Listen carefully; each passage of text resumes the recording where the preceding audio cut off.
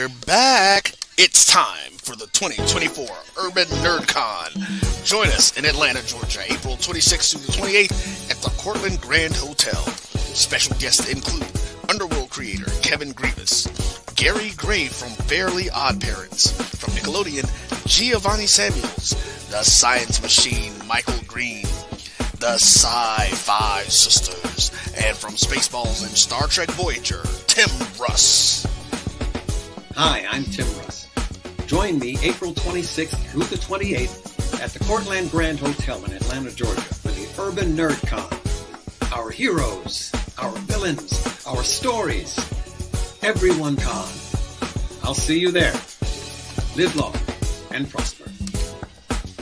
Visit theurbannerdcon.net to get your buy one, get one free badges before the price increases. Remember, our heroes, our villains, our stories, everyone's con. See you there.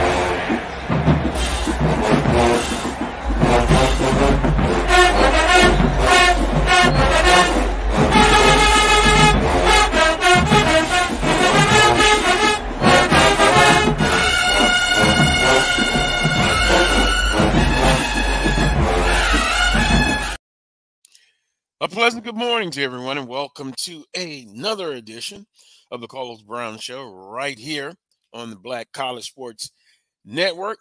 Yours truly, Carlos Brown. Here's the guest menu for February the 24th. In hour number one, Charles Edmond of the Alcorn State Radio Network joins us, along with Coach Van Pettaway, the Carlos Brown Show's basketball analyst. And then last but not least, in hour number two, Stephon Wright, grad transfer student from SMU, now going to finish his career at Southern University, scheduled to join us in hour number two. Here's what's trending. Here's what's trending on the Carlos Brown Show. First place is on the line today in men's basketball. Southern University and Grambling State in F.G. Clark Activity Center. A lot of energy. One could say the biggest conference game of the season. Also, an update from the Andre Dawson baseball tournament. Southern University and Alabama State got it on yesterday. Southern University winning 7-1. We'll have updates and scores on all the games in the tournament. HBCU Legacy Bowl today as well. A chance for HBCU student athletes football get an opportunity to showcase for the last time. And all week, they've been showing what they can do from a skill standpoint with the NFL scouts. NBA All-Star Game. We didn't get a chance to talk about it. You might say, what All-Star Game? Coach Pettaway will get his perspective on Should there be changes in the NBA All-Star game? Do you even care? For the first time in maybe 20 years, I didn't watch not 1 minute, 1 second of the All-Star festivities. We'll get Coach Pettaway's thoughts. That's what's trending on the Coles Brown Show. We'll bring in the panel, Charles Edmond, Coach Van Pettaway. Good morning, gentlemen. A lot of energy that I have, and I'm sure you're going to bring some energy today. You heard what's trending, some big games on the line in Baton Rouge on the men's side. Number 1. They're fighting for number 1. Women's side. Who's going to stay at number 2? They're fighting for number 2. Grambling State men, pretty good on the road. Southern University, undefeated at home in basketball. I think the energy is going to be there. And for Southern University, again, they quite simply, on the men's side and the women's side, serve well at home. Coach Pettaway, Charles, your thoughts on this Saturday of SWAC basketball? Well, I think it's going to be interesting. This is the big game. This is the biggest game of the year so far. And Southern, they got to feel good about it because they're playing at home.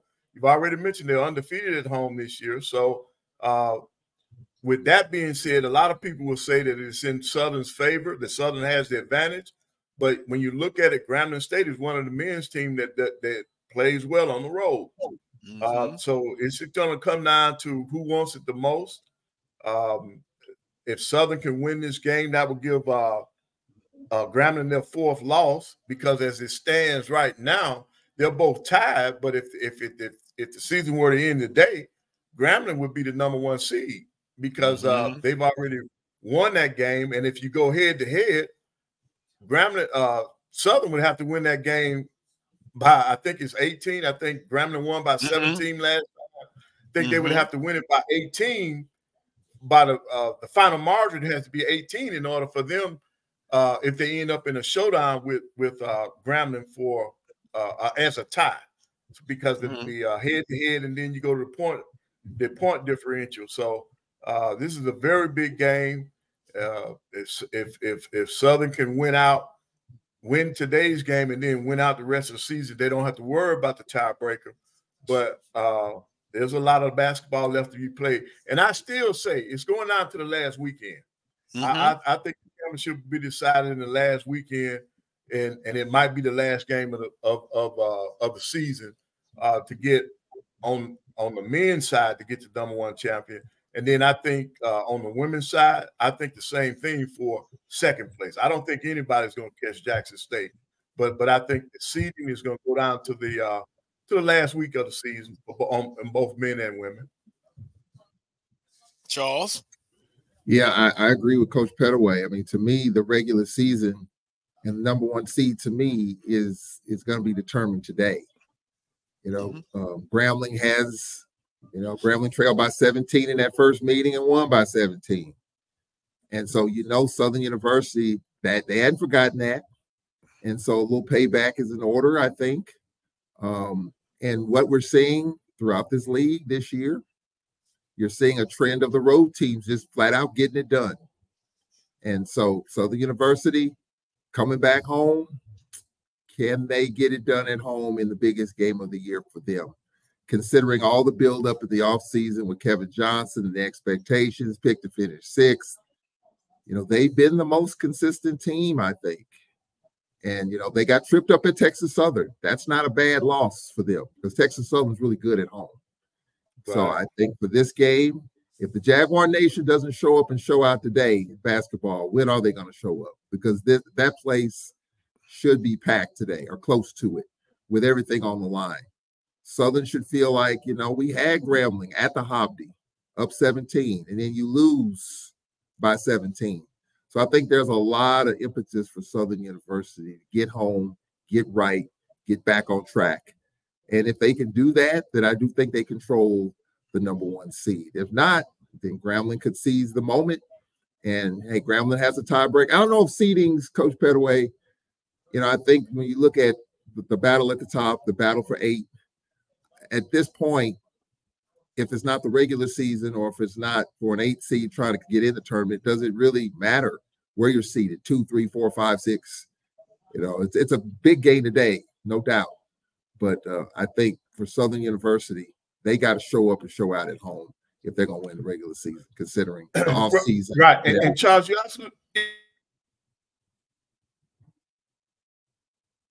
I think we lost Coach Pettaway there, but momentarily. But you know what? I think the crowd is going to be very energetic. It's going to be a lot of energy in that building. Joseph, you're back, Coach Pettaway. Joseph, the leading scorer, hasn't played since the second half of the Alcorn State game.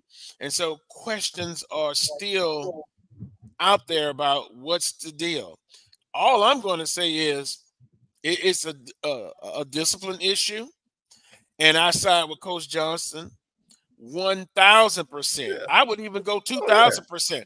And this same team, if we go back and look, lost, as Charles stated, by 17 with him. The biggest issue in that game was Grambling State, that traditional zone that they throw in, and we'll share today. You can bet your sweet, you know what, you're going to see that. But this is the same team that played well without Joseph. So, with that being said, it's we, not I. This is just my commentary. Coach Pettaway, you coached. I know you feel the same way. So let's just let's just nip that in the bud. If he comes back, fine. I don't know, but he will have benchmarks that he's got to meet. And if he doesn't come back, guess what? I wish him the best. But what he has to do for his career of basketball, not playing at Southern University anymore. Go ahead, Coach Pettaway. Right, Carlos. I agree with Coach Johnson. I would have done the same thing, man. It's no player is above the team. No player is above your program. And what Coach Johnson is trying to do is establish a culture. This is his first year, so he's doing it the right way. He's got to let these guys know there are certain expectations to be a part of the program, and we're not going to bend the rules for anyone. And he's showing that. So I'm with him 100% on that. And what you do, you're teaching the other guys a lesson along with Joseph. You let them know that, hey, we got certain standards that we stand for. We're going by, win or lose.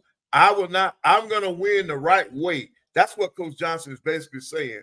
We're going to win, and we're going to win the right way. Because there are coaches that will just turn their head and keep that player on the team. There are not very many coaches now that'll put their lead scorer off the squad. Coach Johnson and I, we are the same, because it's happened to me. I got rid of my leading scorer and rebounder because he was not doing the things that we wanted to get done at Alabama A&M. So I applaud him. We need more of that, not only on the collegiate level. They got to start doing it on the high school level so that when these kids get to college, they will understand structure and that the team comes before them. So we have to see it more on the other levels prior to them getting to the collegiate level. And my hat's off to him. And if I vote today, he is my coach of the year. He's done it by winning. He's done it the right way. You got to have discipline. You got to have accountability. Right. And to me, that's what he's looking for. Go ahead, Charles. Well, I would say that because that's what we have going on here with Landon Bussey. He has a no-nonsense, no-tolerance approach. And his mantra is, I don't dictate whether or not you start. You dictate whether or not you start and get minutes by what you do on the floor, what you do in the weight room, your attitude in the classroom, in film, things like that. We don't know what's going on with Joseph. He had 15 points in 20 minutes here, and he came out with 18 minutes left in the game and hadn't seen him since. Diamasi stepped up, and the Jaguars have continued to roll up until the other night. So, you know, you don't know what's going to happen if Joseph is going to come back or not. We don't know the backstory behind that. But Southern is clearly getting it done without him. You would love to have him, and you hope he's still engaged in the program if he does all the right things, and maybe he will get back, you know, in the rotation here down the stretch. But right now, Southern is in a dogfight. My guess is Coach Johnson's going to stick with the crew he's got and see if he can win this regular season title, something that no one expected him to win because Southern was picked to finish 6th. So I think if you're Coach Johnson, you like your rotation, you like what you got. You don't want any disruptions or interruptions right now in terms of your goals, which is right now to win a regular season title. I would agree. So I just gave my commentary. Everyone on the panel is giving their commentary. I'm moving on, you know. And I will say this. If Southern is not successful today, they have exceeded my expectations. Because, again, they were picked 6, and the future looks bright. I've kind of seen Coach Pettaway, some of the offers out there for student athletes that Coach Johnson and the staff have offered. The best is yet to come. That's the way I look at it. And so, regular season, you know how I feel about that, but I also know a tournament seeding, and that's the automatic bid, a lot to play for. Let's quickly go through on Southern women's side, 75-68 over Prairie View in overtime. Coach Pettaway and Charles, and Southern University sweeps Prairie View in the conference regular season. For the Jaguars, they shot 47% from the field. From behind the arc, they shot 46%, 6 of 13, and 25 of 34 from the charity stripe. Coach Pettaway, 34 attempts on the road. Yeah. I think that's what you have to do. Yeah, you got to take it to them. Leah Fontenot led the way with 17 points for PV. Ryan Payne, 21 points. So they get off to a good start on the road for the women. Then they follow it up with a 68-52 victory over Texas Southern. So Texas, 2 steps for the women team. They get it done. They shot 43% from the field, 31% from behind the arc, and from the charity stripe, 66%, 18 of 27, and 4-14 from behind the arc. So they go 2-0 on the men's side, 77-71 over Prairie View, and them got a chance to watch that ball game, Coach Pettaway and Charles. And Brandon Davis, who has been also playing solid for Southern University, he leads them in that ball game. They shot 28 of 40, 70% from the field. That'll get it done 7 days of the week and twice on Sunday. Yeah. Oh, yes. And then from behind the arc, 50%, 7 of 14, and then 14 of 20 for 70% from the charity stripe. And that has been one of the weak spots for the Southern men's basketball team. Almost dead last, if not dead last, in free throws percentage and rebounding. So they were able to out-rebound Prairie View 21-15. So 2 things that they have been struggling with, they were able to be on the upside of that and get it done. And then, of course, that Monday night, and that Texas Southern, very good at home. You know where they were sitting there waiting for Southern University after losing to Grambling State 66-63. They defeat Southern 68-56. Southern 43% from the field, 7 of 21 from behind the arc, and 3 of 7. 7 attempts at the charity stripe. Not going to get it done. Texas Southern shoots 46% from the field, and they were 13 of 15 from the free throw line. No, home cooking, no. But you got to be aggressive. You got to be aggressive when you're on the road. But hats off to Texas Southern. They got it done. A tough place to play. Right, and they're getting better down the stretch. I mean, you look at all Texas Southern. They're coming now. They're coming. So, this race and this seeding, it's like Charles said earlier. The way these teams are playing now, it really doesn't matter where you seed it. It's the team that's playing the best down the stretch, and I think that's what's going to happen here in these last 2 weeks of the regular season. So I can't make my usual commentary about regular season and putting more emphasis on that, and then the tournament, somebody gets hot, they win it again. What does it say? We don't have to get into a debate about this, but what does it say about the regular season? I say it's still important. I think Coach Pettaway would agree with that, and Charles would agree with that. Yeah. But you got to get it done in the tournament. But regular season is also so important. Well, you don't get in the tournament unless you finish in the top 8 in the regular season. It's not like you're taking all 12 teams to the tournament. You got to finish in the top 8. The bottom third do not make it. So, case in point, last year, Texas Southern was off the radar most of the year. They started out 0-5 for the first time in 60 years in conference. They got in through the side door and made it as an 8. And you saw what they did. They won the tournament. And no one is talking about the fact that they started out 0-5 last year in conference and they just got in. What does everyone talk about? What do we talk about? Well, they got it done in Birmingham in the most important time.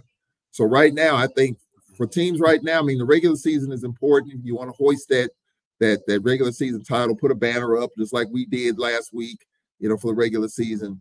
But, everyone talks about Alcorn basketball and what they haven't done in Birmingham. And we haven't. We haven't. So that's what people are talking about. And so I think that's very, very important, getting it done in the tournament. But this regular season, to me, you got a lot of top scorers, Coach Pettaway.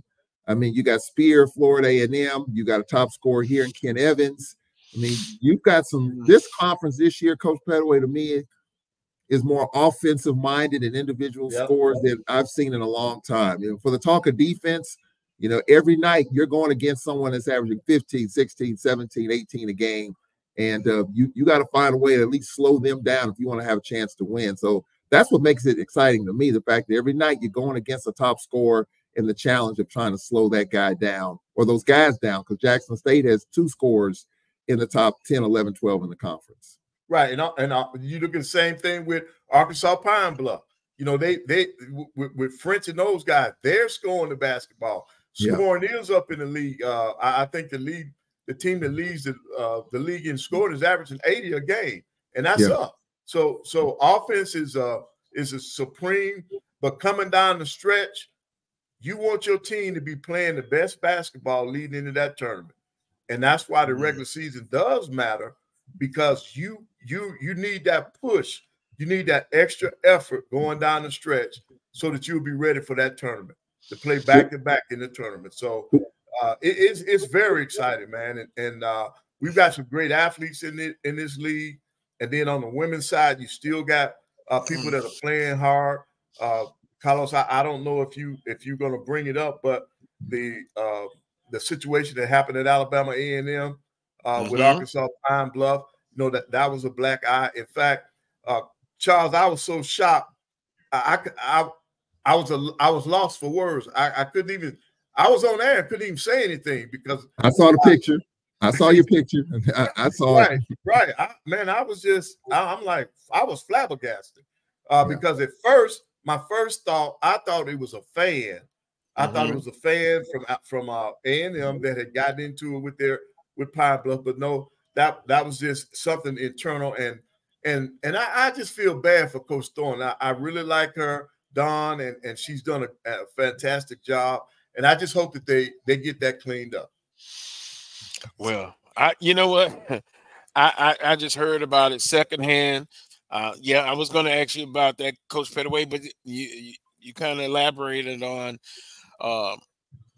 what went down. I also saw another altercation in the Southland Conference. Right.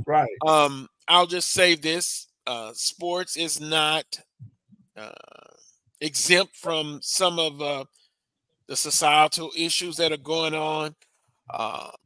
But I hope Coach will deal out punishment accordingly after a thorough investigation, and you go from there. So again, you cannot allow this to just creep in your program. And when something like this happens, you have to be swift and be fair, but then judgment has to come down quickly. In light of that, you're bringing that up, Coach Pettaway, I'm going to go into the chat room, and we'll say Joseph Davis says, Coach Pettaway, what's your opinion on Coach Johnson not making a public statement about T. Joseph? Why not say he's off the team and we're moving on? He's suspended indefinitely, etc. Coach Pettaway, you answer that, and I also have a commentary about that. Well, I thought he made his statement when he said he was suspended. That's all he has to. That's really all he has to say. You know that, and as a coach, some things you keep it internal. But I think he made the right play by announcing that Joseph was off the team. I mean, well, not off the team, but suspended. So that's fine. Mm-hmm. Well, Coach Pettaway, unless I missed it, he never did make a statement about what happened, and I directly asked him about it. And I'm going to be brutally honest. He basically said, I'm paraphrasing, I can't talk about it, Carlos, but I appreciate you. So that's why I'm saying, and I've had other people to approach me, why not just make a public statement about the situation? And I just asked a couple other people. They felt like he doesn't have to. I mean, Sports Information, I guess they could make a statement after asking Coach Johnson, does he want to make an official statement? So I'm just saying, from my perspective, it's from a disciplinary issue. I talked to an eyewitness who was at the Alcorn game as a spectator and saw an incident that cannot be tolerated. Cannot be tolerated. And so, with that being said, there has not been an official statement saying that he's not on the team or not off the team, but you put two and two together. He's not playing. How about that? That is my official statement from my opinion. And he's not playing because of behavior detrimental to the team. And I know you have a Privacy Act and all of that. You can't discuss certain things, but I'm just saying that can't be tolerated. Right. Now, Carlos, I was not aware that he had not made a statement. I thought he did say that the young man was suspended. I mean, he may have, but I may have missed it, and if I'm wrong about that, I apologize, but I didn't see any official statement. No, all I'm saying is if something happened, that's all he has to say. That's all he has to give to the public. You don't have to go into specifics, right? But you do say that he's suspended or he's not going to play right now. But you don't have to go into the detail. I never went into detail. I don't think I've ever gone on and say is that a certain player was suspended from the program either indefinitely or for good. That's what I always did, and I just think that the public deserves that much if he has not now. But specific detail, no, you don't do that. Just like you can't do it on the medical side, Charles. Yeah, go ahead. Right, I agree. I think we're just in a different world where people want to know all the minutia of what's going on. Right. You want to know exactly what happened. Was it because of this incident? Is it because of what happened at Alcorn? Did he get into an altercation in the locker room? People want to know all the details as to why he's suspended instead of conduct detrimental to the team and let that stand. For people today in the social media era, that's not enough. People want to know what happened. What did he do? Did he punch somebody? I mean, I don't know, but I'm just saying people want to know all the the intricate details of why now. So I think even with the UAPB situation, how that went down, and you saw the video, you saw how it played out, and we haven't heard of any discipline as of yet. But people want to know why that happened, how it happened. You know, was there something that happened prior to the game? Was it just some lingering issues? I don't know. But people want to know that stuff now instead of just letting the discipline stand, announcing it, and just let it go. People aren't letting it go. People want to know why. And so I think that's kind of where things are. The statement, conduct detrimental to the team, that's a broad statement. Let that stand and keep it moving. But people want to know why. Was it the Alcorn incident? Did something happen prior to? I don't know. But I think that's just where we are in this era of getting drilling deep into what's going on. Well, I think sometimes people are, and not means to offend people, but sometimes people are just too messy. You know, some things you just don't need to know. What you do need to know is, and you put it in this perspective, if you do anything that's detrimental to the team, you will be extricated. Right. Bottom line. There are consequences to your actions. Yep. Right. And it was pointed out some things, and it's probably not my place to mention it specifically what happened, but I will tell you this. If I'm the coach, I'm doing the same thing. You know, you cannot, and if one person gets away with something, then what does that say with the other players that are watching this and seeing this? And this happened. Social media, we all have to live with the restraints of social media, good and bad. Some things you put out there will have consequences. So you just have to be careful. Now, going through something else, or maybe I should just leave this for a little bit later. And it's about the Coach McNair situation. Should we bring that up? Should we bring that up now? Coach Pettaway, here's the thing. Reports came out that Coach McNair will be shortly, I'm paraphrasing, will shortly be joining the Southern University football staff. Wow. Of course, now wait. When that happens, Charles, your phone gets to ringing. So here's my situation. When something like that happens, and I've been doing this for a good while, I'm going to go what? To the source. And the source says that's not happening. Oh, okay. Now, the source is, and the source is going to the source, Coach Graves. Coach Graves said, you know, basically, I've talked to Coach McNair along with other coaches about an opening on the staff. But as far as that goes, and then a whole article came out based on that, and Coach Graves was very disappointed. I'll use that adjective, disappointed, but I think it was another one, that nobody talked to him. And thus the stories came out. And you've kind of seen where it's all over. And so once again, and I said this over a year ago, for me and myself, I want to be right first. And what I will do is wait for an official statement coming from Southern University about that opening. If it's Coach McNair, so be it. But right now, I think it's a bit premature to state that when the source says, yeah, I talked to him. But to say that it's a foregone conclusion that he's going to be on the staff, absolutely not true. Right. Absolutely. And see, sometimes when that information leaks, it hurts the candidate. It hurts the candidate when that stuff gets out like that, man. So that's unfortunate that it was leaked.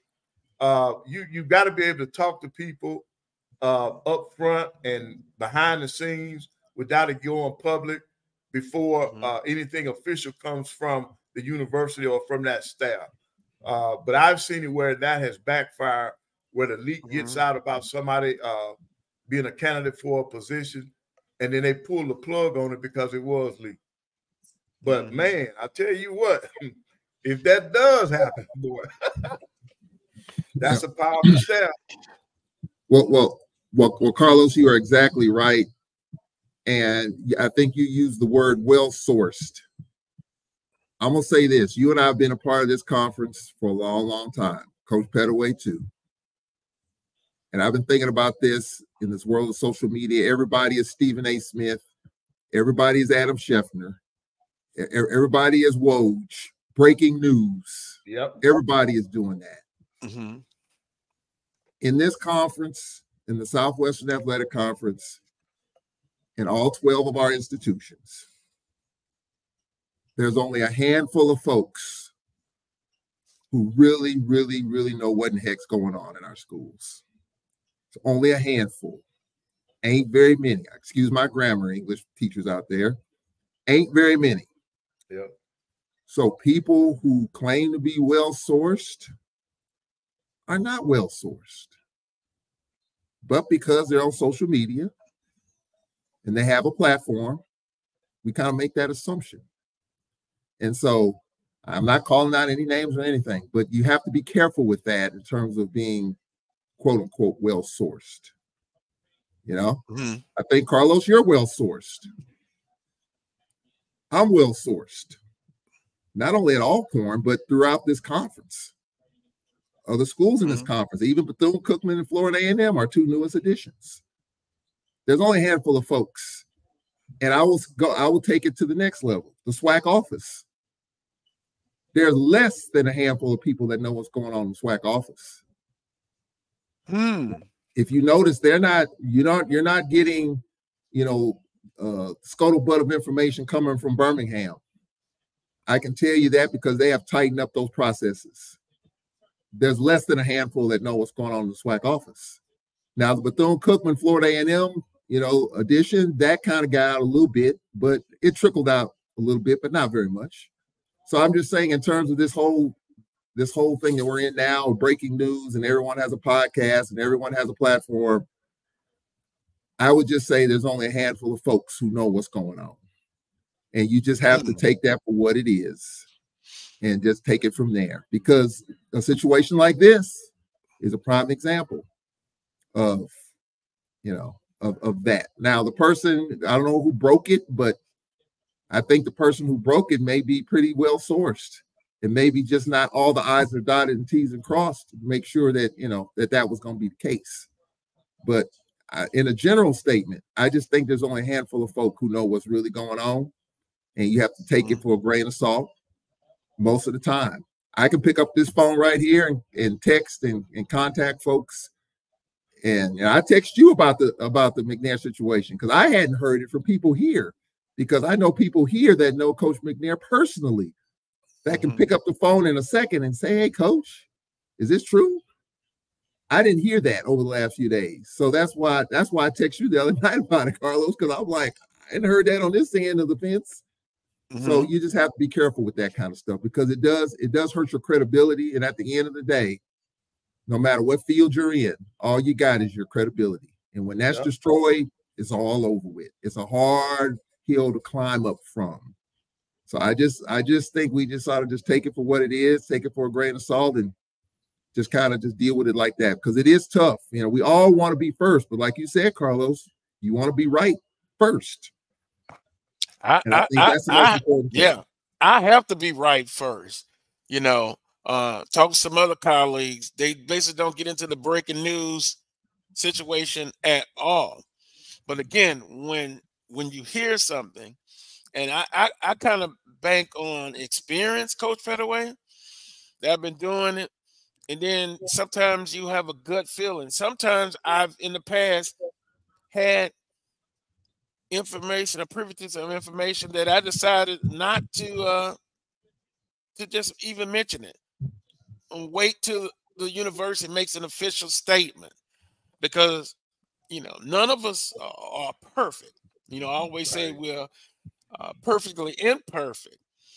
But when it's something of that magnitude that I find it's that way, I'm going straight to the source. And when the source tells me no,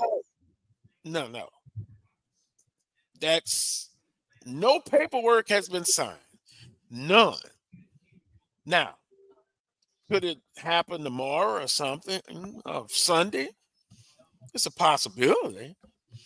But as of now, no. Yeah. And once it gets out, it just went off across all social media platforms, and I you know what, I just feel comfortable in doing it the way I do it. I'm going straight to the source, and I don't think the source would fabricate something. He might would have said, "Hey, well, I'm not comfortable talking about that." Right. That's one thing, but he flat out said, "No, that is not true."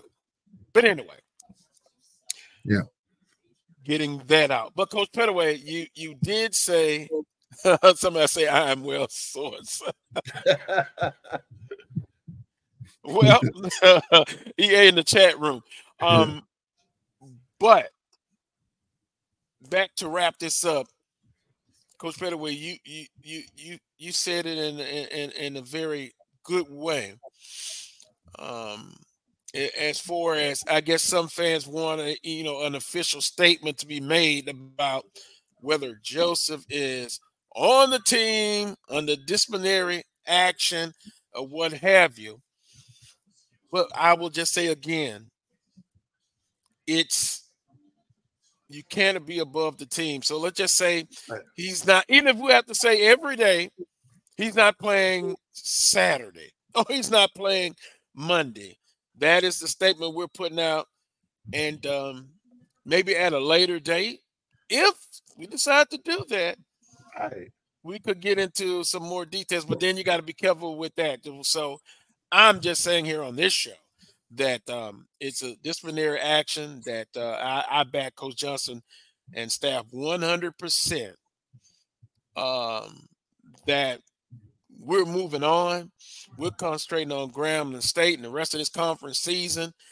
This team has done well without their leading scorer, and that shows you that there's a good team there. Yeah. Coach Johnson doing it the right way.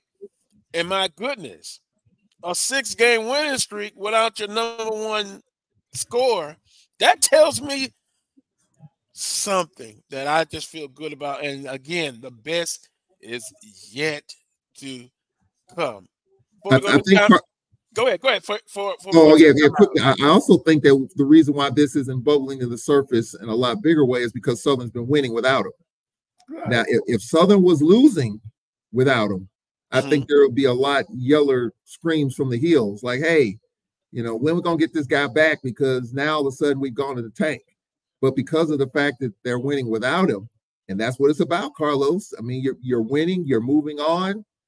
Maybe you're winning, and people are excited about winning. Yes, you would love to have him, but if you don't have him, people are going to be asking more questions. When is he coming back? Because he's the reason why you're winning in the first place.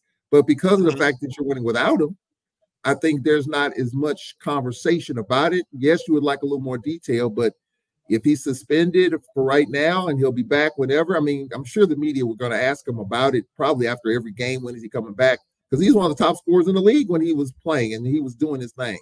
So I think that's kind of what makes this what it is. But it gets aggravated more when you don't win and you're going to be asked about it. But because they are winning, some people are asking about it, inquiring about it, but not as many, especially when you're winning. Yeah, but it says volumes about the team and Coach Johnson now. It tells you that your team is together, your team is behind your coach.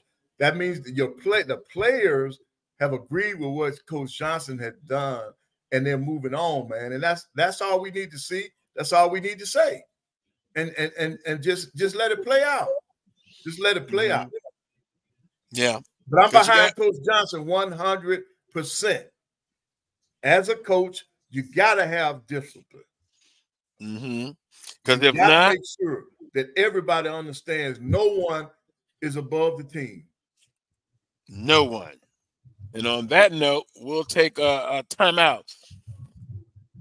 We'll be back. You're watching the Coles Brown Show right here on the Black College Sports Network.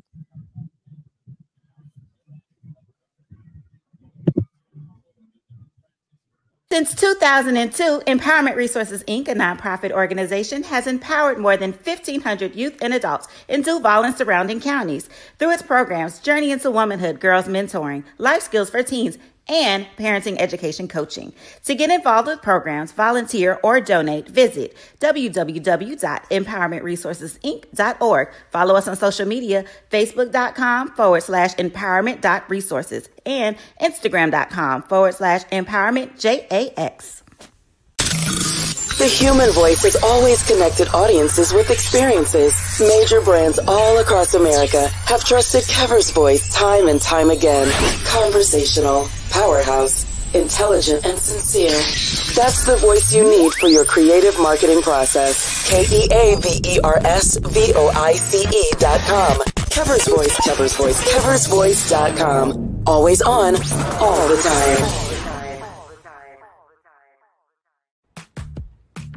Nope.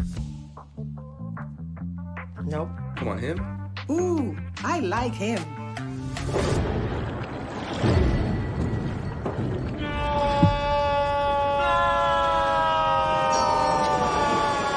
Quick, the quicker picker-upper.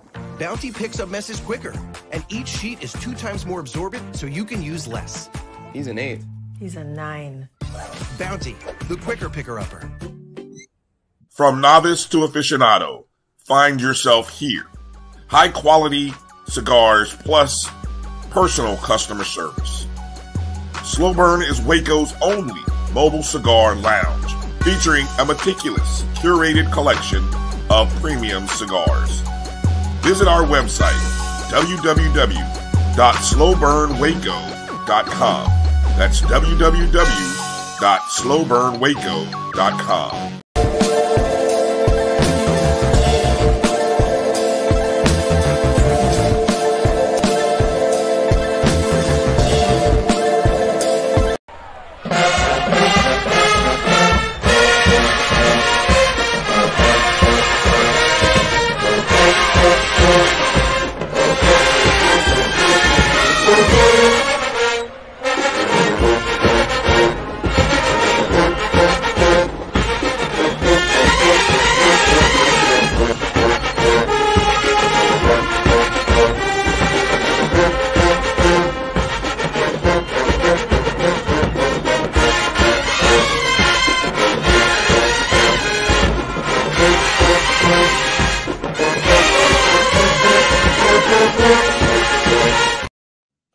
Welcome back to this week's edition of the Coles Brown Show right here on the Black College Sports Network.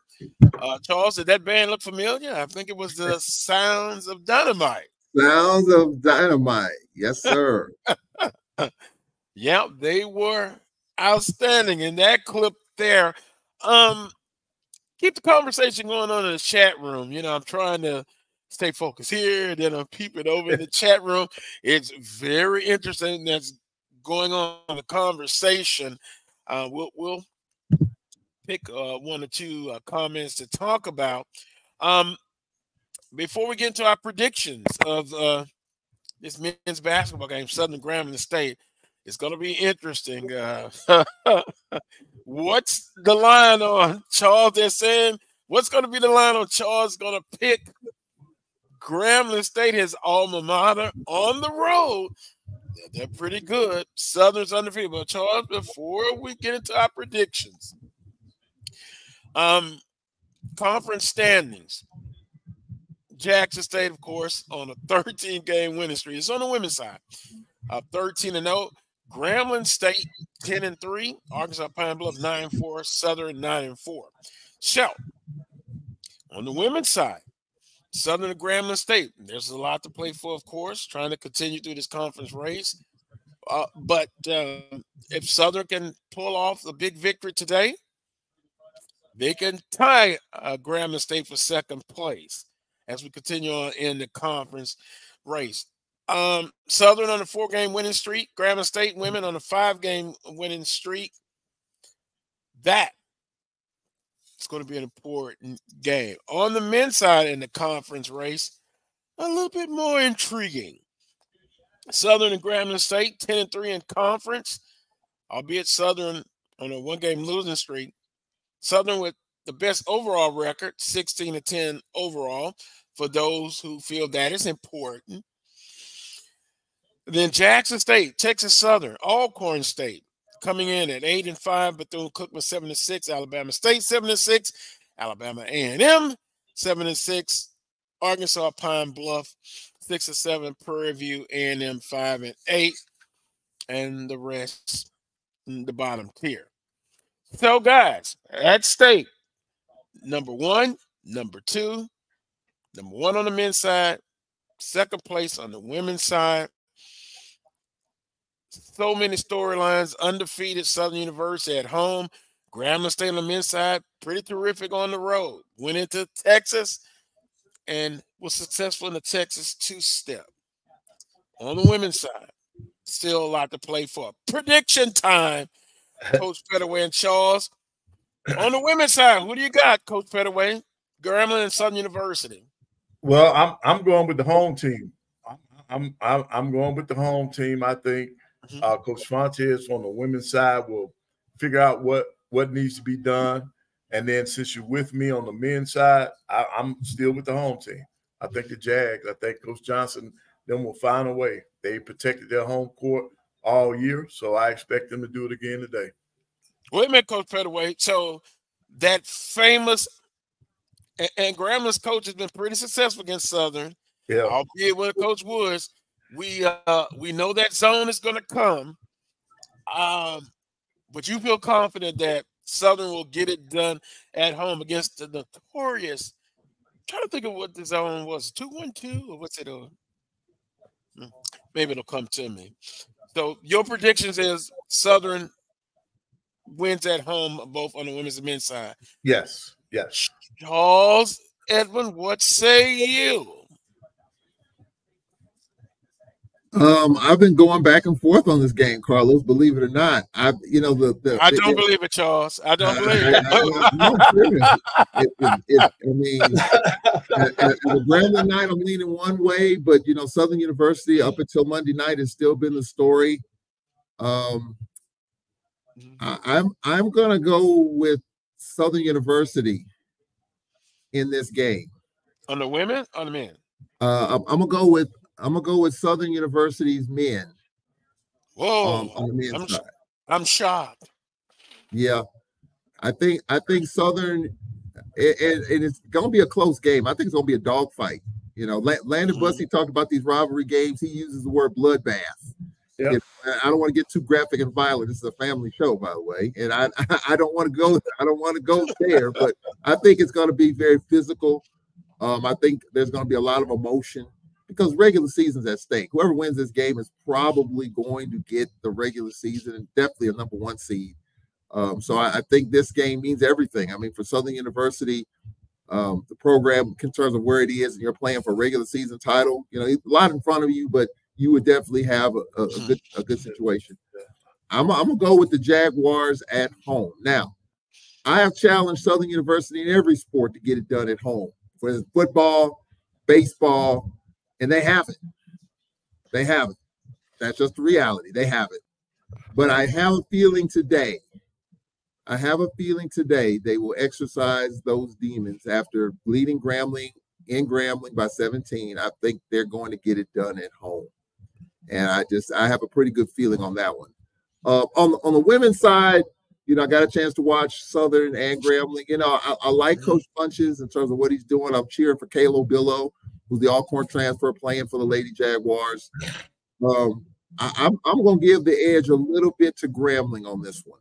First-year head coach, really coaching up. I mean, I think they've overachieved this year in terms of where they are on the women's side. For the talk of Jackson State, and then UAPB, you don't know if they're going to fall off, how many players are going to have available and all that. But Grambling just kind of keep on keeping on.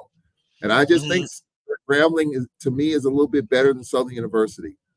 And I'm gonna go with, even though they're on the road, I'm gonna go with Grambling's women to win the game today. And I'll throw another caveat here, Coach Pettaway. Obviously, Southern Grambling, the game of the week, maybe the game of the year, but the two hottest teams on the men's side is right here in this building. Right. Alcorn and Jackson State. Right. On a 4-game winning streak. And whoever loses that game is out of the regular season conversation, but whoever wins stays in the mix and could maybe get a 2 seed. Who knows? So, I mean, let's not dismiss what's going on here. But I just think the regular season race is exciting. Seedings matter. They might not, but there's going to be some exciting games in the next couple of weeks. Oh, yeah. You know that, and that's mean something. Yes, sir. And that's interesting because if you have Grambling Southern wasn't playing today, you could definitely say Jackson State and Alcorn on the men's side. Both, you're absolutely correct. Alcorn State on the 4-game winning streak. Jackson State on the 4-game winning streak. So I would definitely agree with that. And this regular season does mean so much, you know. And the way it's established, hey, you go in last 10 games going into tournament play, who's going to be the hottest, and then you kind of wipe the slate clean because then everybody starts 0-0 in that tournament. Those who get to participate in for Southern University, how can they handle the zone? You know it's coming. You know it's going to be there. That's kind of been the boogeyman for Southern University over the last several seasons. Allen Grambling State zone. P. Joseph not, unless a miracle happens, which I doubt, he's not playing. The Demasi and all that team, they've had a chance to kind of think about it a little bit, but they've had other games to play before then. The energy, Charles, you say challenge them, Southern University, you're talking about the team or you're talking about the crowd or you're talking about both challenging them? Energy-wise, go ahead. Oh, no, I think the energy in the building is going to speak for itself. Yep. I just think I'm talking about winning the doggone game. You know, we've talked about Southern at home, the Jaguar Nation. They love their Jaguars, but there seems to be a little bit of tension in the building because you want to do so well. And when that happens, you typically don't. Big games, big crowds at Mumford, at Hines, at the Dome. It just doesn't happen in my eyes. Now, will it happen today? I think Southern can get it done. But, you know, the question is, you can't talk about it. You got to play through that. Your crowd's behind you. You can't tense up, relax, have fun, let it flow and let it go. And I think if the Jaguars do that, I do think they'll catch Grambling a little bit sideways. And I do think that Grambling, you know, could get tripped up. But if they play tense and tight, and the crowd gets restless, you start missing free throws and turnovers and try to do too much, that's how you lose at home. And that's what happened to us. That's why we've lost 3 games at home, in part. We've blown big leads, and we've blown leads in those games, but, you know, playing a little bit uptight. Southern can't do that. Southern just got to let it flow and let it go. Okay, let's see for that statement. Anything can happen. They're undefeated at home. This team is going on the road, and I think they have they face adversity well. They went into Alcorn and won. Let's be honest. Probably should have. You're up by 17 against Grambling State. Percentage says you should win, but they didn't. Winning to Jackson State. Won. Had a slip up against Texas Southern on the road. Winning to Prairie View, another tough place. I think they will be ready for the challenge. I really do think so because they've overcome adversity. You lost your leading scorer. We've talked about that enough. But they've still been able to get it done. I think the moment is there for them to seize it. And I think they'll get it done. I think it'll be a sweep by both the men's and women's team on Southern side. Just my prediction. But Coach Pettaway, as I stated earlier, if they don't get it done, they still have exceeded my expectation. And then when you take out the emotion behind it, you look at what they've been able to accomplish, and I'm talking about men specifically this season so far. I can't complain.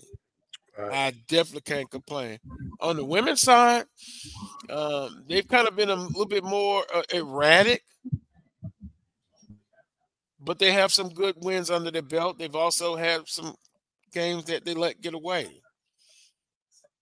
So Coach Funches and Coach Johnson. Look, Coach Johnson had Roger Cador to come talk to the basketball team this past week. Not that they needed Coach Cador, but then Coach Cador knows about, overcoming adversity, being mentally in the moment to say that you've got a chance and opportunity to finish and accomplish the goals that you set out.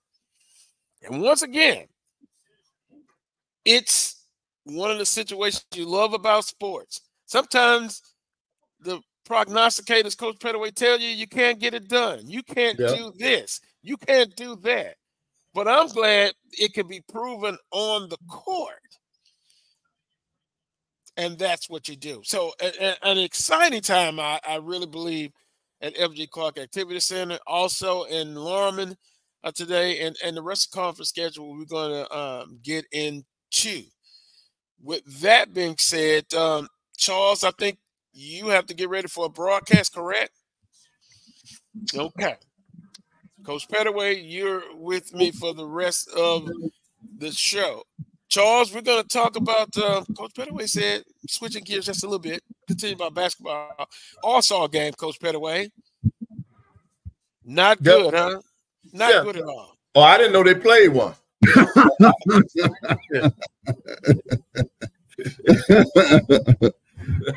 Ridiculous.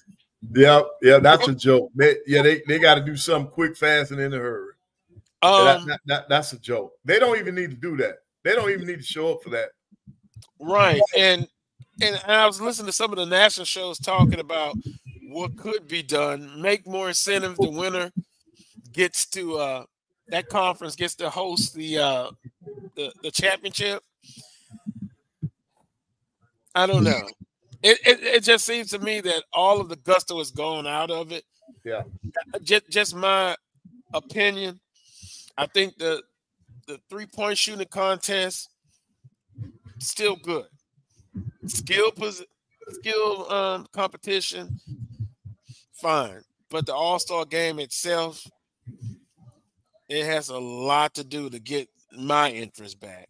And I'll just say that, and whatever way they decide to try to make some changes, NFL did with the Pro Bowl, Major League Baseball and the All-Star, they did some slight changes. Go ahead, Charles. Well, quickly before I go, I don't think the All-Star game or All-Star weekend is going away. Too much money to be made, too much money to lose by the NBA. All-Star, they may be like in the NFL, the Pro Bowl, they took a hiatus, kind of reconfigured it, and then came back. I do think the Pro Bowl should go back to Hawaii once they build that new stadium. I thought it was, as a fan, I thought it was vacation for the players, but I thought they were vested a little more. And for the NBA All-Star weekend, it's not going anywhere. Too much money that the league makes, too much money the league could lose if they don't have it, too much money the cities could make that host it. So I don't think it's going anywhere. Where we go from it, what incentives do you give the players to play in it? They're making a ton of money as it is. Unless you put a $10 million purse out there or something like that, in which some of those younger guys can benefit financially more from it, I don't know what you can do. 400 points in an All-Star game is absolutely atrocious. Yep. Absolutely zero defense. If you've seen Giannis dunk one, you've seen him dunk them all. So I don't want to see that. I want to see some competition. I want to see something to play for. I don't know what to do. I don't know, as a fan, I don't know what more you can do other than monetize it. And I don't even know if that's going to be enough. Players just want their time off. Players want to be off. They want to go to Cabo. They want to go to Hawaii. They want to go to Jamaica. They want to go wherever else but be on the basketball court. I don't know what can be done, but something's going to have to be done, even though ratings are up. The ratings were up this year despite that 400-point debacle. The ratings were up this year than last year. So people are still interested, but the players aren't interested. So we got to figure it out. Well, I know 2 eyeballs that were not watching it. And I'm going to speak for my 2. No, I did. And I'm a big NBA fan, but no, 2 thumbs down for what I saw at the All-Star game. Yeah. I did not watch it either. I watched the skill competition and the because I was more interested in the 3-point shooting contest. But I did not even turn it on. And I told you, the NBA is okay, but I like matchups. I watch it for matchups. I watch it for playoff. But during the regular season and the All-Star weekend, no, it's too fabricated. I don't like it. They don't do anything. Yeah. It's not real basketball. Well, it's not competitive basketball. Yeah. Great point. I understand because now after the All-Star game, now teams seem to get a little bit more focused, getting ready for the playoffs. I'll just say this, Coach Pettaway. Saw a little bit of Minnesota last night. They lost to the Milwaukee Bucks. Wow. Go figure. Doc Rivers, oh boy. Another story within a story. Boston Celtics still, to me, #1 team in my power ratings. But then I look at the young bloods, OKC, Minnesota. How will they be in the playoffs? Because unless they have a total collapse, which I don't see it, they'll be in the playoffs. Then you have experience. My Miami Heat. What a wild time in New Orleans last night, Coach Pettaway. I don't know. We'll have to see what happens with that. Some suspensions probably coming. But once again, the Heat take care of the Pelicans, Coach Pettaway. So I'm kind of doomed, Coach Pettaway. I live in Baton Rouge. People think I should give more support to the Pelicans. They're my number 3 team. My #1 team is Miami, and the second place team is the second string for Miami Heat. So that explains my love for the Miami Heat. But it's going to be wild, Coach Pettaway, as we get to the playoffs. Charles, we'll see you next week. We'll look at these predictions, and we'll see what happens with Grambling State and Southern and the rest of the conference schedule that we're going to give out very shortly. But have a great broadcast. I'll tune in, and I'll see you. There's a chant. Yeah. Oh, and by the way, Swag Football Media Day. Yes. July 16th. Should be fun, man. A lot of great storylines. Who's the quarterback? Who's the court? I mean, it's going to be off the charts, I think. A lot of good stuff. Yep. All these new head coaches. Yes. A lot to talk about. We're going to take a timeout. When we come back, it'll be more of the Coles Brown Show right here on the Black College Sports Network. We shall have a return. good one, Charles. Have a good one. Itchy, squirmy, scratchy, family not getting clean? Get Charmin Ultra Strong. Go get 'em. It just cleans better. With a diamond weave texture, your family can use less while still getting clean. Goodbye, itchy squirm. Hello, cream bottom. We all go. Why not enjoy the go with Charmin? At Hampton Law, our primary goal is to provide non-traditional yet effective solutions and redefine the approach to client legal concerns. As your trusted legal advisor, we believe in sophisticated, personalized services that eliminate the confusion and complexity sometimes associated with legal matters. Our high standard for client care and concern, coupled with our extensive legal knowledge and skills, make Hampton Law a resource focused on the protection of the client's interest and overall goals. We value our clients and truly enjoy working with them. Visit thamptonlaw.com to conveniently schedule an appointment online. Tamika Hampton Esquire, 1631 Rock Springs Road, Suite 336, Apopka, Florida, 407-494-1471. thamptonlaw.com. Nope. Nope. Come on, him. Ooh, I like him.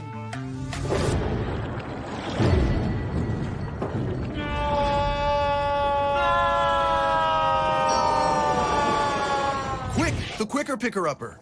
Bounty picks up messes quicker, and each sheet is 2 times more absorbent so you can use less. He's an 8. He's a 9. Bounty, the quicker picker-upper. From novice to aficionado, find yourself here. High quality cigars plus personal customer service.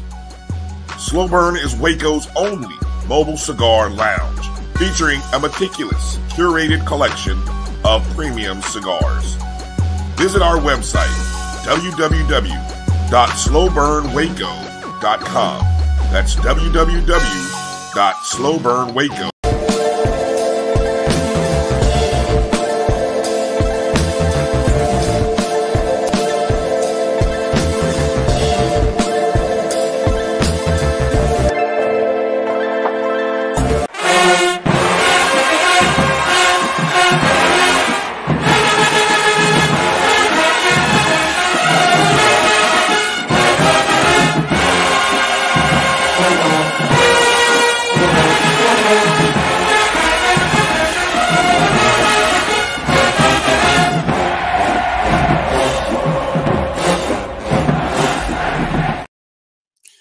Welcome back to this week's edition of the Coles Brown Show right here on the Black College Sports Network. Yours truly, the Coles Brown.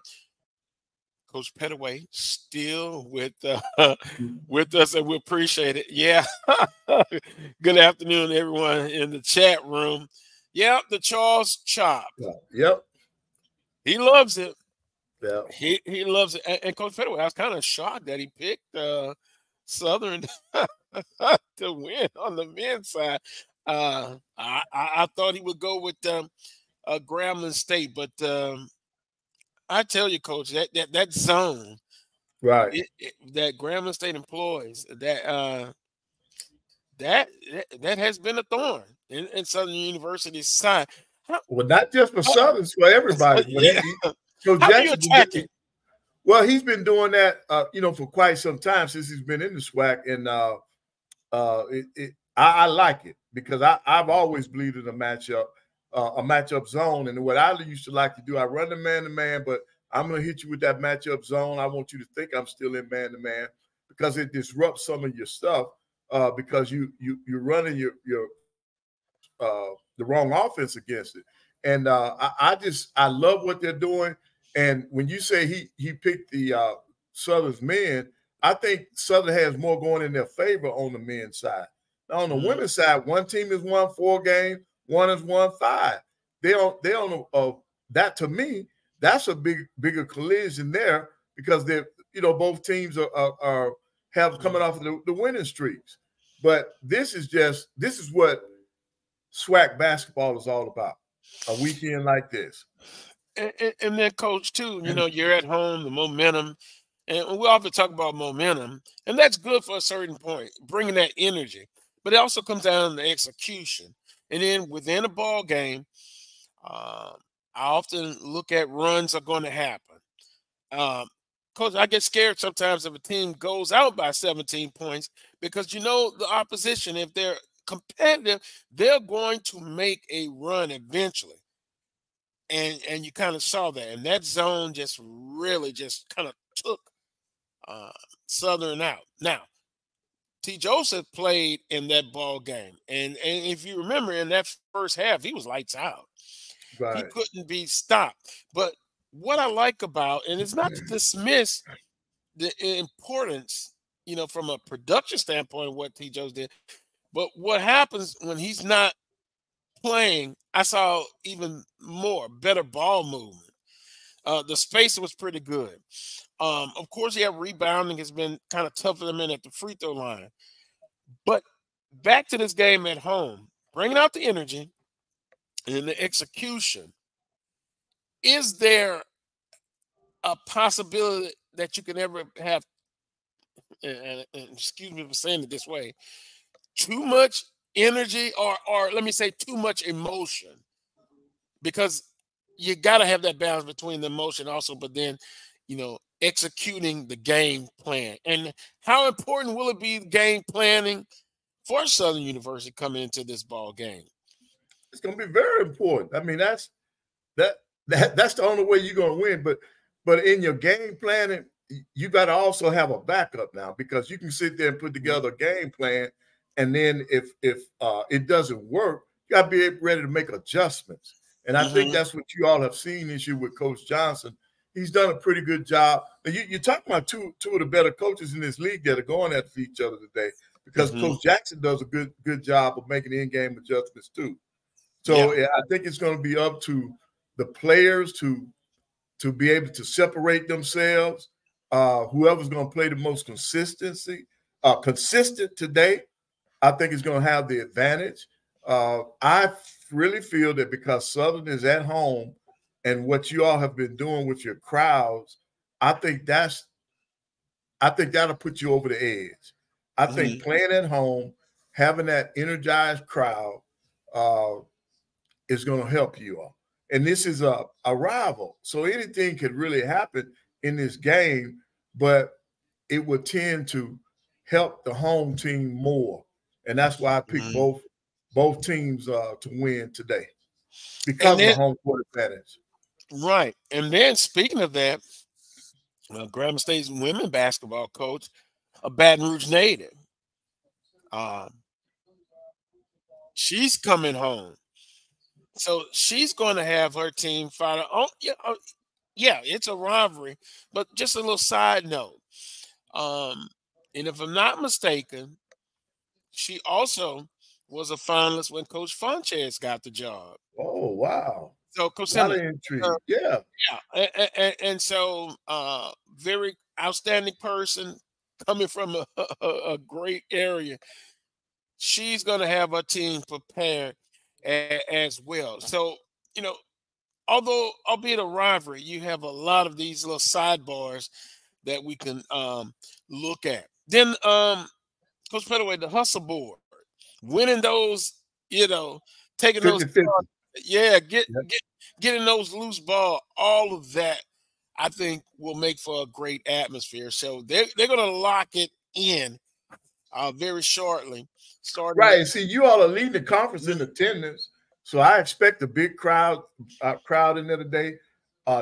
Southern is leading in attendance. Jackson State is second. Alabama A&M is third. Alabama State is fourth, and then Texas Southern is fifth. So the home court advantage, I think, is going to be key. Jaguar Nation need to be out in full force. This is a rival game, but you have a lot riding on it. That six-man can really help on the court today. That's why Jaguar Nation needs to show up and show out. That's what needs to happen. Well, historically, two games that I've seen, conference games, one, Grambling State, and then geographically, Alcorn State. Jackson State always came in on a Monday night, but the fraternities all be marching around on the court. Yep. It's going to be a packed crowd. The band will be there, so let the games begin. And we'll have a full report next week for the winner of the ball game. I SWAC basketball recap, February the 17th. Last week, Coach, Grambling State women over Texas Southern 60-55. It was Alcorn State over Cookman 51-40. UAPB over Alabama State 70-47. Alabama A&M at home against Mississippi Valley State 64-51.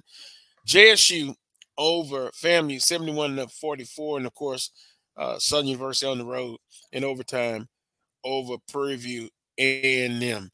And then on the 19th of February, Alabama A&M over UAPB, and I got that circle, of course, 67-59, but you kind of brought it up earlier. Boy, just the altercation that happened on the bench, and it's still puzzling the integral parts of what happened with that. I got a chance to look at some of the video. Correct me if I'm wrong, but it was actually UAPB players that got into it. Yes. Okay, I just want to be clear on that. Right, they had just scored. Look, they had just hit a three. They just hit a three and called a timeout. And then at first I thought they were celebrating, but it ended up being some kind of squabble between on on between teammates. So I don't really know. All I know is that security, our security was point on. They were right there, separating the young ladies, the people that were involved, and it's just unfortunate, man. But they got to realize that they're in third place, man. They got a great team. To me, you don't want to throw that away, man. You don't want to throw that away. So whatever issues they're having, I hope that they get them worked out, because they have an opportunity of a lifetime with their record so far. They have proven that they're one of the better teams in this league, and to throw all that away at this point is mind blowing to me. That's mind blowing. Yeah. And their leading scorer, part of the altercation, I believe, green for UAPB. So wow, I mean, I guess suspensions are coming, right? And so that's going to bode well for like Prairie View today. You know, I think Pine Bluff is at PV, so you know they got a shot if suspensions come down, because they may not have some of their better players. And I know against Alabama A&M, Davenport didn't play; she was still in concussion protocol. So they're one of the top teams in the league. I just hate to see that happen. So we're looking at let's see, how can I put it? Conference will get involved in this situation, or will it be strictly on UAPB as far as what they're going to do, or it's going to be both? I would imagine it would be both. I'm not sure about the protocol, how this would be handled, because it did not involve two institutions. It just involved one that it was internal. So I'm not sure how they're going to handle it, but they need to decide and do what they're going to do so that the season can continue. Yeah. Well, I would gather the facts, and after the facts, I will come down with a quick decision. And once again, you cannot, I repeat, you cannot tolerate this. Oh no. You cannot. So we'll move on from that. Mississippi Valley State defeated Alabama State 67-59. And Coach, I circled that in my notes. My goodness, Alabama State, what is going on? They've fallen off. Yeah. Wow. Yeah, that was a big upset. Big upset. Yeah. And Coach Frida Jackson, still there. The dean on the women's side. Wow. I wonder, I guess at the end of the year, there'll be an assessment. But I just kind of wonder, you know, what has gone on for this team who the last 3 or 4 years, they're always fighting. If not for first place, they're in the mix for second place. So got to find out what's going on there. Or is it just a bad year, which can happen, but we shall see. Jackson State over Bethune-Cookman 52-39. Alcorn State over FAMU 64-49. It was Grambling State over Prairie View 64-55, and of course Southern University 68-52. That was on the 19th. Today's schedule: Southern hosting Grambling State, FAMU versus Alabama State, Alcorn, and Jackson State. Big game. Both these games, women and men. Bethune-Cookman hosting Alabama A&M, UAPB hosting Prairie View A&M, and Mississippi Valley State hosting Texas Southern University. So that is the schedule for today, both on the women's and the men's side. Coach, any other games? You talked about Grambling and Southern University, but Jackson State and Alcorn. Okay, yeah, I think on the men's side, I think that's going to be a big game. You know, on the women's side, I think Alcorn women have won like 2 or 3 in a row, but I don't think they're going to be a match for Jackson State women, though. But on the men's side, I expect that to be that's going to be a dogfight, man. That's going to be a dogfight because both Jackson State and Alcorn are streaking on the men's side, and that's going to be a good matchup. And it's on the reservation too. So you know, Jackson State fans will be in the building, and that's going to be a lively atmosphere down there. So I look forward to that. And then, of course, both the Alabama teams are making the Florida trip. And my Bulldogs are both the men and the women, they need wins. So they need to win on this road trip. And Coach, it seems like that Florida trip, we say the Texas two-step. Yep.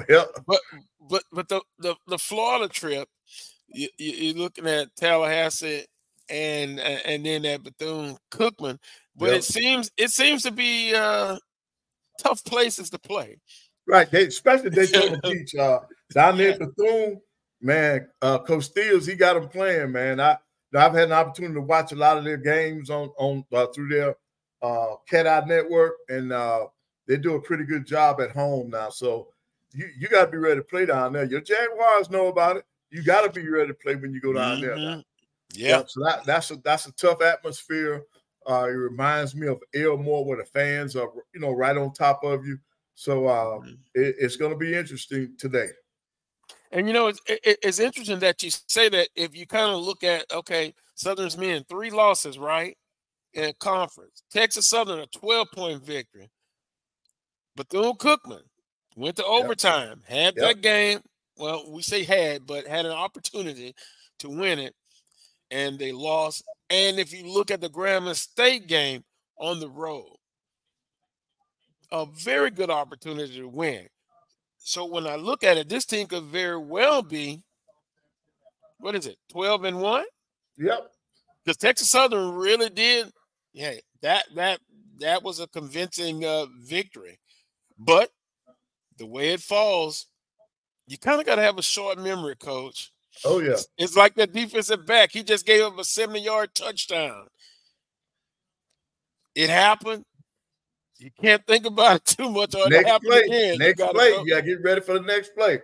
Now, I'm going to tell you another storyline on the men's side. Will Mississippi Valley get their first win this year? George Ivory has, he's in a very peculiar situation. He's not used to, being this down. And they got the Texas schools in there this weekend. So now his last home game is Monday night against Prairie View. So that could be a trap game for Prairie View, because Valley those kids are going to go all out to try to win the last home game.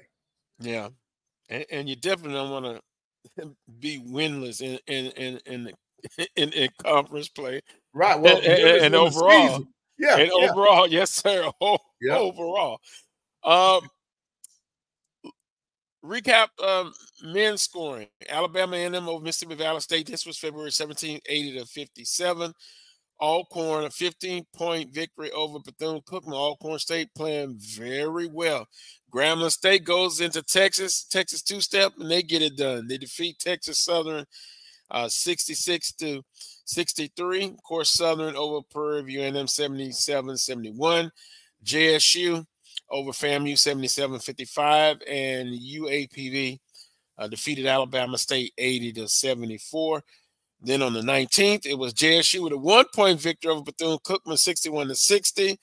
Alcorn 11-point victory over FAMU 79-68. Grambling State defeats Prairie View 83-74. Alabama A&M over UAPB 75-67, and Texas Southern 68-56 over Southern University. Now, Mississippi Valley State and Alabama State.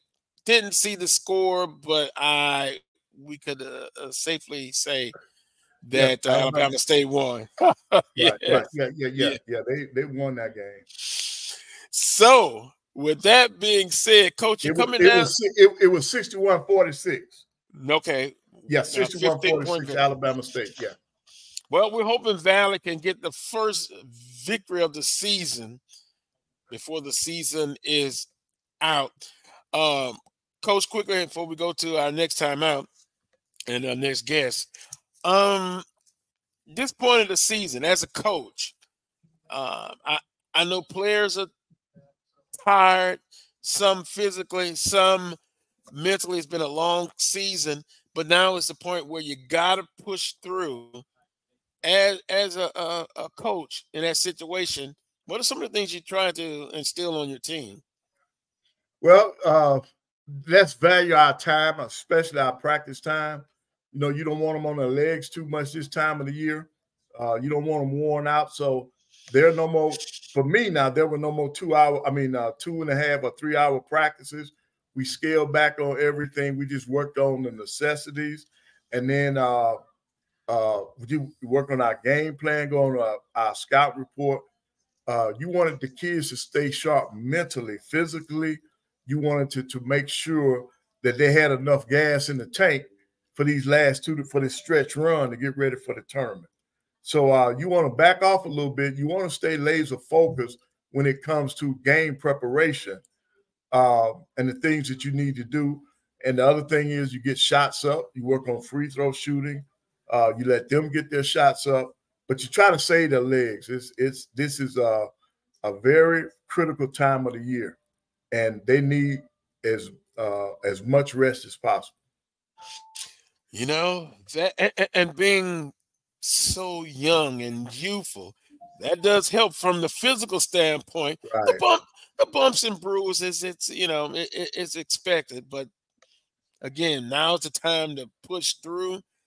Coach, when you talk about tournament action, when the NCAA, they look at the last 10 games, I kind of like to look at the last 10 games going into the SWAC basketball tournament. And those things that you talked about, they are so important.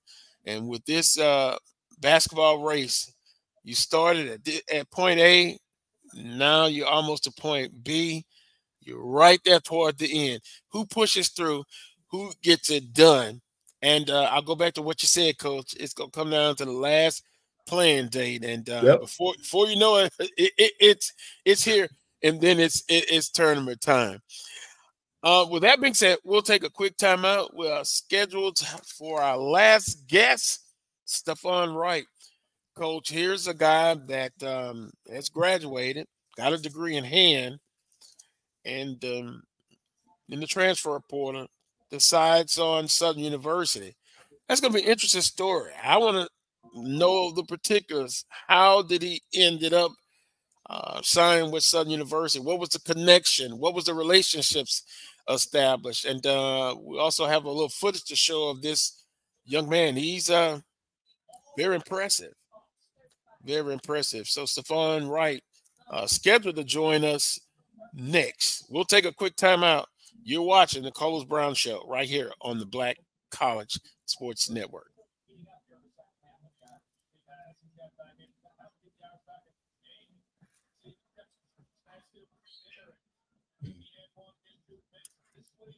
Well, Carlos. Well, I guess not.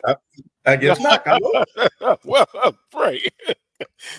Well, you gotta love it. We'll transition into shortly with Stephon Wright. But Coach, we've talked about the transfer portal, and I've had some, I guess, interesting comments about it. I would say it has been good in some cases. In some cases, it's not good for the high school student athletes because some of their opportunities have been cut in half. Right, but in a situation like this is the good side to it. You got a young man who finished his degree, but he still has eligibility, and then he decides to go somewhere else to make sure that he gets that year in. So that this is the upside to the transfer portal. So that it's a good thing. And then if these credentials, if this kid is as good as you all say, it's a great addition for Southern. So in that sense, you all should be happy that the portal works well in your favor. And the biggest thing when this young man came out, I guarantee you, everybody wanted him to get his degree, and he got that. Now it's on him. He wants to finish his career out the way he wants to by playing, so he has an opportunity to go to another institution, and he picks Southern University. So that's great. Coach, you can't say there's a transfer portal for coaches, but some will say for the sake of the discussion, coaches are able to leave. Let's just say you just signed your class in basketball, but then an opportunity arises that you're able to change your scenery, your employment, and those players who sign with you are because of you, or one of the reasons. Academic side, of course, and the love of the institution is one thing. Coaches are able to go and leave, but at that time players couldn't. So now with the transfer portal there now, they have an opportunity to leave in that situation and other situations. So I guess the balance of the transfer portal, it can help some, it can hurt some, but the bottom line is it's got to be a balance to that situation. Right. And I think one of the things they did to help those athletes who sign with a particular school or a particular coach, they opened up that 30-day window after that coach makes his decision. And I think that's great because, Carlos, a lot of times some kids, they like the institution, but they're coming to that institution because they understand and they like that coach's philosophy. In other words, if I'm recruiting a kid, they know they're coming to play for me because I'm going to allow them to shoot the basketball. We're going to get up and down the floor. The style of play is another reason why people come, is another reason why people transfer into certain situations.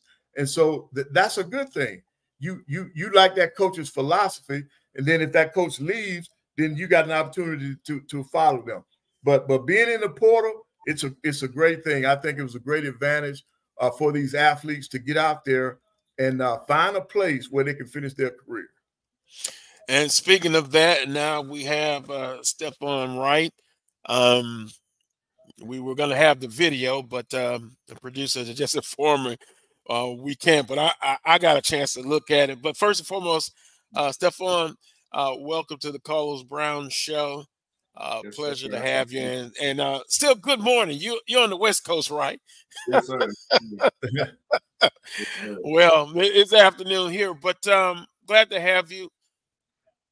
Can you talk about the story of how you ended up at Southern University? Of course, got your degree in hand from SMU, but to get to Southern University, I'm very intrigued about that situation, how you ended up at Southern University. Yeah, so it's kind of crazy. I had a mutual connect. I had played with him at Arizona State. He had went to Southern Lab in high school, and he was doing some GA work for Arizona State. And I think he's pretty well connected down there in the area, just from being from down there. And he hit me up and was all like, "Hey man, like, would you be interested in HBCU?" And I'm like, "I think so." And he was like, "Okay, well, I'm gonna connect you with the D-line coach there, Coach Miller." And ultimately, he connected us, and me and Coach Miller talked, and just kind of hit the ground from there. Now that's interesting, Coach DeMarcus Miller, my favorite defensive tackle in the modern era for Southern University. So that was a connection of a former person that's affiliated with Southern University. So how was the trip to Southern University? Did you take a official visit?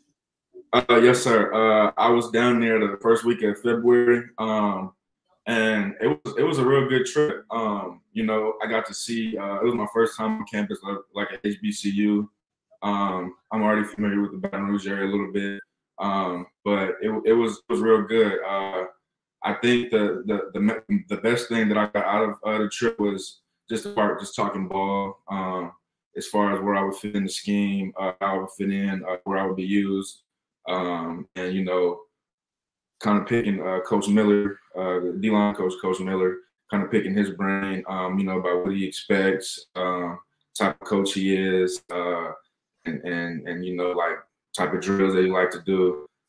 So it was, I really wanted to visit more so oriented around, football you know, how I could be able to help out on the team.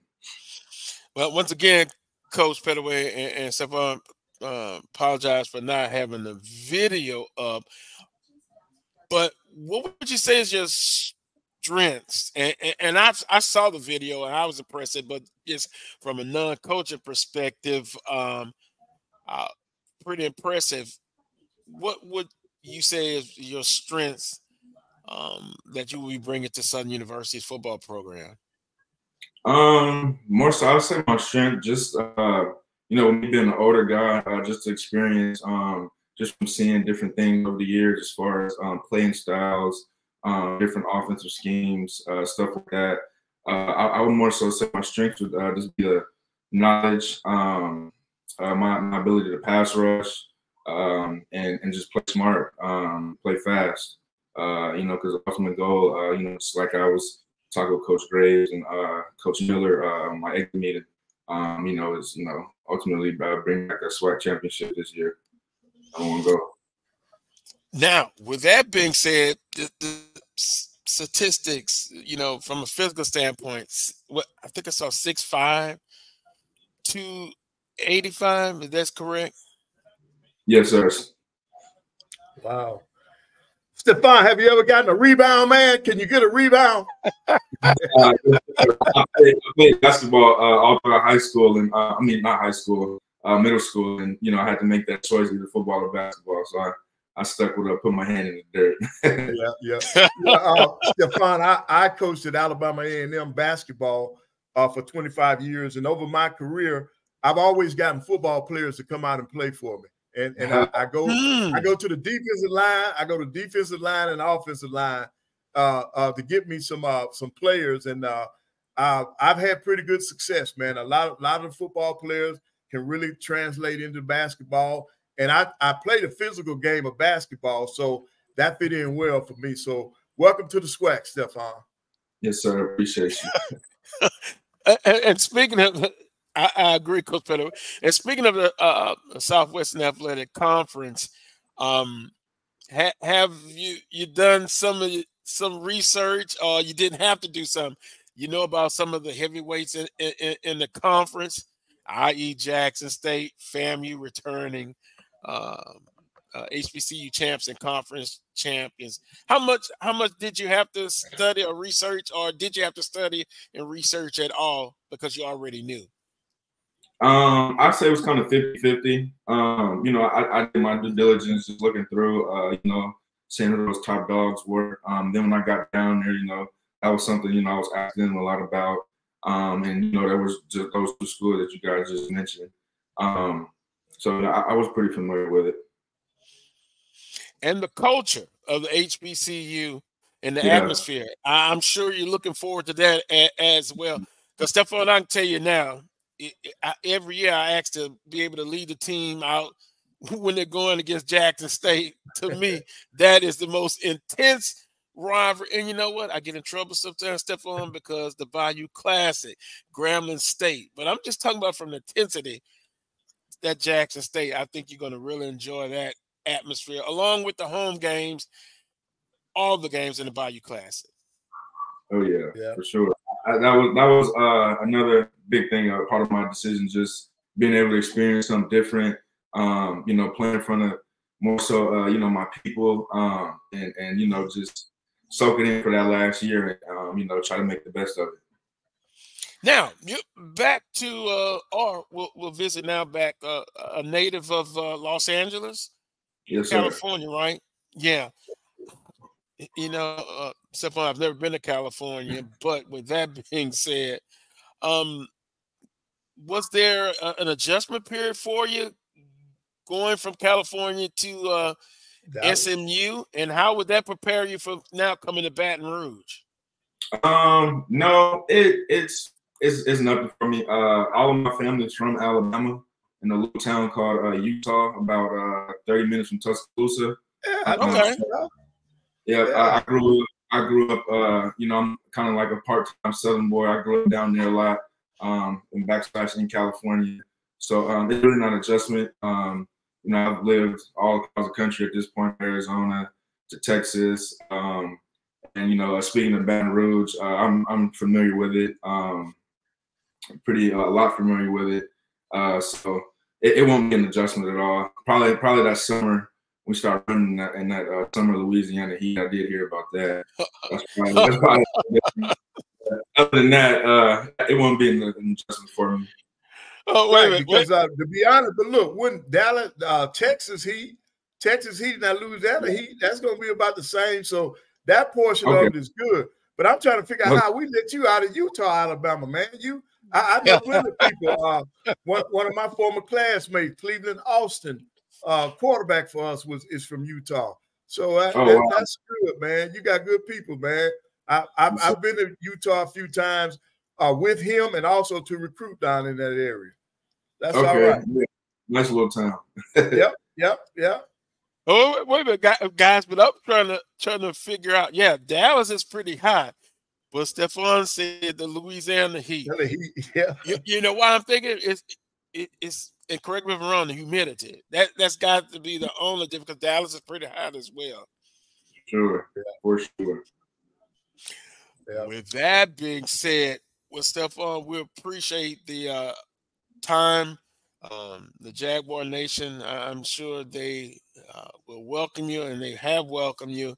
And it's going to be an exciting atmosphere, playing at HBCU, all of those good things. And then you have family connections in the general area. Got a question. Joseph said, ask Stephon, does he see himself playing defensive tackle, defensive end, or both this season?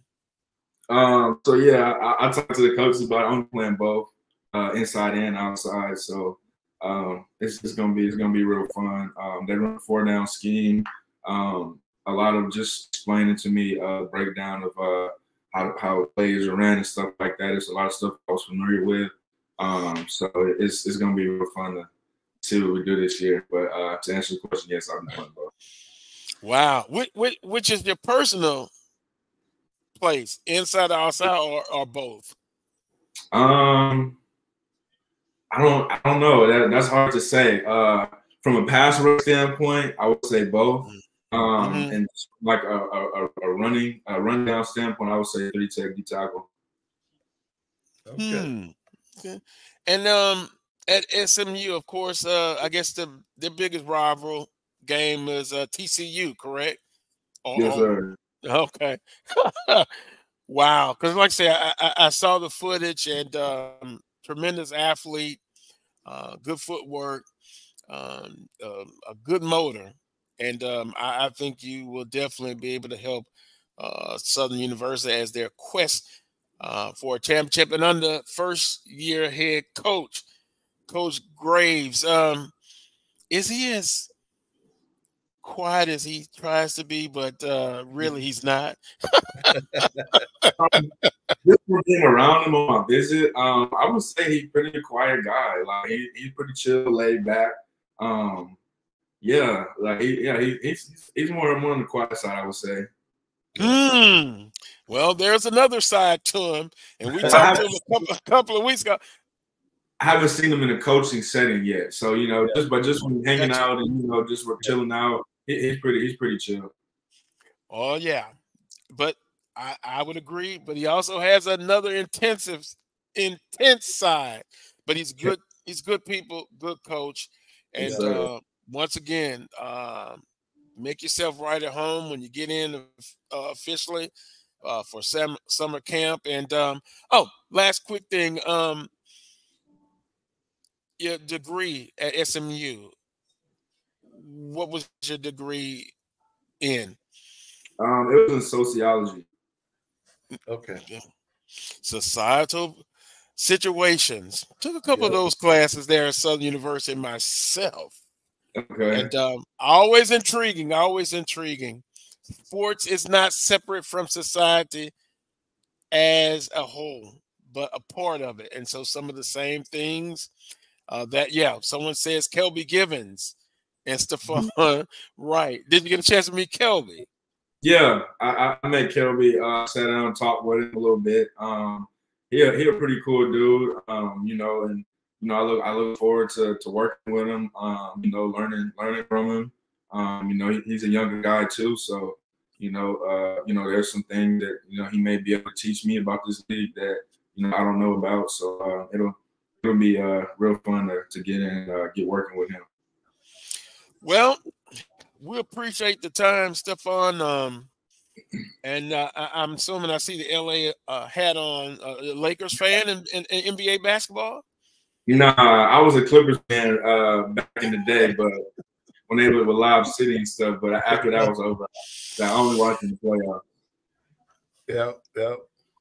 Well, I actually thought you were going to say the Lakers, but the Clippers.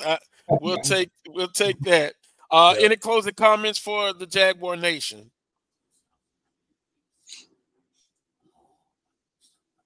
All right. Okay, Stephon, he probably didn't hear the last one. I was saying, did you have any message for the Jaguar Nation in closing?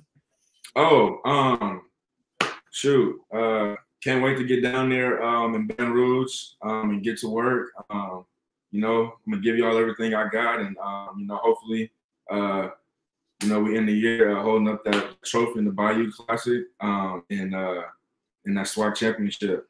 And I think Atlanta is and ultimately get to Atlanta for sure. Yeah. Celebration Bowl. Coach Pettaway, I've been to many Celebration Bowls games, and if Southern's there, I'm going to be so emotional. If they win it, you just don't know what's going to happen. I may not get back to Baton Rouge for a whole week. I got you. That will be a great thing to behold. But it's a great bowl game. I've been to many of them, and so whoever the participants are, it's going to be great as well. Stephon, enjoy the rest of your weekend. We appreciate the time, and we'll talk to you again real soon. Yes, sir. Appreciate you. Thank you guys for having me. All right, man. Thank you. That was Stephon Wright. Impressive young man. Oh, yes.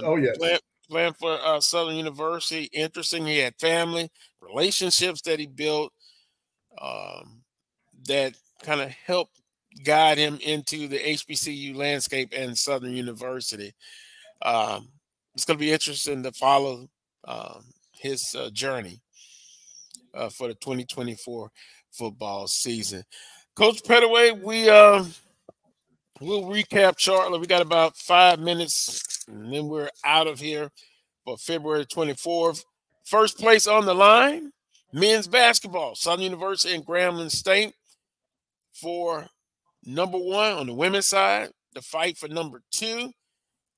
Southern University over Alabama State in the Andre Dawson baseball tournament, sponsored by Major League Baseball.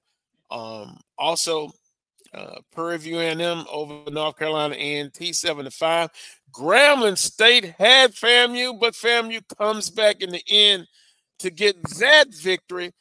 Southern, I think, started at 12 Eastern time against North Carolina A&T. And I just must admit, Coach, I've always just been open and brutally honest. My faith has been waned with the Southern baseball program after last week in the Cactus Jacks tournament going 1-2. But it's funny how this thing called life and the day-by-day things will kind of change your atmosphere. They go in and they defeat Alabama State, and I thought before the game Alabama State would win, but now they got a chance to redeem themselves. That's what happened in sports. You always get a chance to redeem yourself, Coach. Oh yeah, because in most sports it's not one and done. You may lose today, but you got an opportunity to win tomorrow, and that's what you look forward to.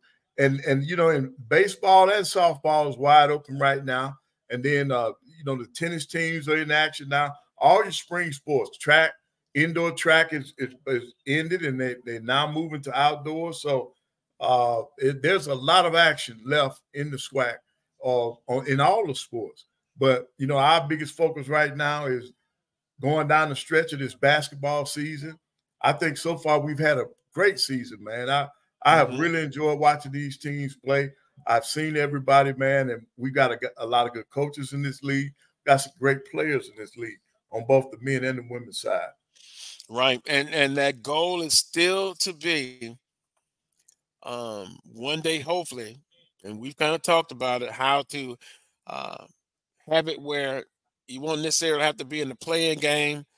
It's going to be that way again this year, but hey, eventually the goal should to be year in year out where you're not into uh, the play in game for the NCAA tournament. We know the work that needs to be done. We know what has to be done to accomplish that.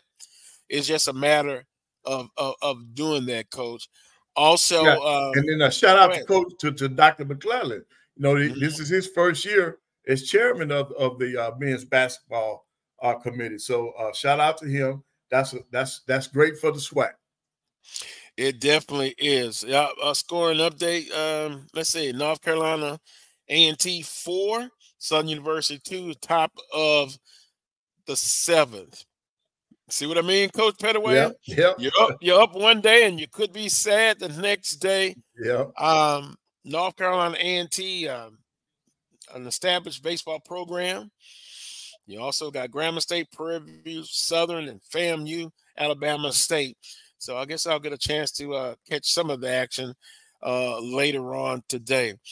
Also, Coach, we talked about in what's trending, HBCU Legacy Bowl, another opportunity for HBCU student athletes to get an opportunity to showcase their skills all week in front of NFL scouts. And then, of course, it ends with the football game today. So hats off to all those participants. Also, Coach, we did have to touch a little bit on Coach McNair and him being at Southern University. That's not the case. Yeah. That is not the case. I talked to the source. The source is Coach Graves. Coach Graves. And he is looking at coaches for an opening, but stories have been produced. Whole articles have been written about Coach McNair being on the staff at Southern University. That as at this moment at 12:59 Central Standard Time, that is not the case. And Coach, quite simply, Coach Graves is just disappointed that no one talked to him. Right. And he could have told them what was the situation at the time. So, yeah, just, for the record, Coach is still looking. Yep. And he'll complete his step. Closing comments, Coach Pettaway. Well, I'm looking forward to this week in SWAC basketball. I'm looking forward to this week in all things SWAC, not just basketball, baseball, softball, tennis, and all of those things. And I look forward to next week, because next week we'll be back at home, and Alabama A&M will be playing their rival, Alabama State, and we'll probably have early start times on those games. And I'm looking to see if we're going to sell out the event center for the first time. So I'm looking forward to that. Go out and support HBCU basketball for Jaguar Nation. I know you're going to be out in force. It will be the best crowd of the season. Best of luck to both the women's and the men's basketball team. And Coach Pettaway, as I close the show, I'm simply thinking, looking on social media, I saw the former coach of Temple, Coach Chaney. Johnson. And boy, the intensity with Calipari. Calipari, yep. Oh my goodness. Yeah, that was our kill you moment. Yep. Yep. And on that note, we will see you next Saturday at 11 a.m. Central Standard Time for another edition of the Carlos Brown Show right here on the Black College Sports Network. To Charles Edmond, Coach Van Pettaway, and Stephon Wright, and everyone in the chat room, we appreciate you. Until next time, peace and God bless.